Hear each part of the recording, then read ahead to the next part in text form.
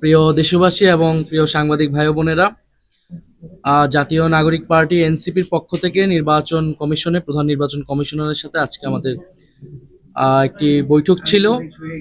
আমরা মূলত আজকে আমাদের নিবন্ধন সার্টিফিকেট, যেটা নির্বাচন কমিশন কর্তৃক রাজনৈতিক দলকে, নিবন্ধিত দলকে দেওয়া হয়, সেটি আমরা গ্রহণ করেছি।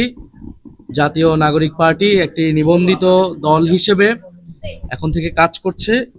আমরা এই নিবন্ধন সার্টিফিকেট সেটা আমরা আজকে গ্রহণ করেছি নির্বাচন কমিশন কর্তৃক। আপনারা জানেন এবং প্রিয় দেশবাসী সকলেই জানেন যে আমাদের এই নিবন্ধন প্রক্রিয়ার শুরু থেকেই আমাদের জাতীয় নাগরিক পার্টির কেন্দ্রীয় এবং তৃণমূলের নেতাকর্মীরা তারা অক্লান্ত পরিশ্রম করেছেন।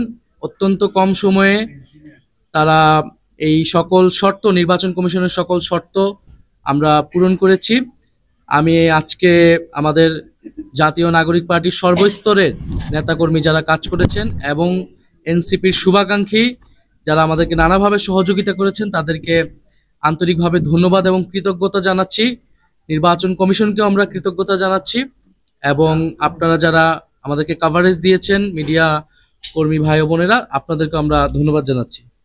আমরা এই নিবন্ধন সার্টিফিকেট পেয়েছি। একই সাথে আপনারা জানেন যে আমাদের প্রতীক বরাদ্দ হয়েছে।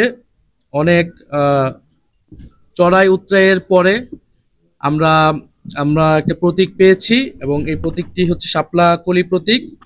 আমরা এই শাপলা কলি প্রতীকে এবার এনসিপি নির্বাচনে অংশগ্রহণ করবে ইনশাল্লাহ। জনগণের আশা আকাঙ্ক্ষার প্রতীক হিসেবে, গ্রাম বাংলার মানুষের প্রতীক হিসেবে শাপলা কলি এবার নির্বাচনে থাকবে এবং ইনশাল্লাহ আমরা জনগণের সেই আকাঙ্ক্ষা অনুযায়ী কাজ করে যেতে পারবো।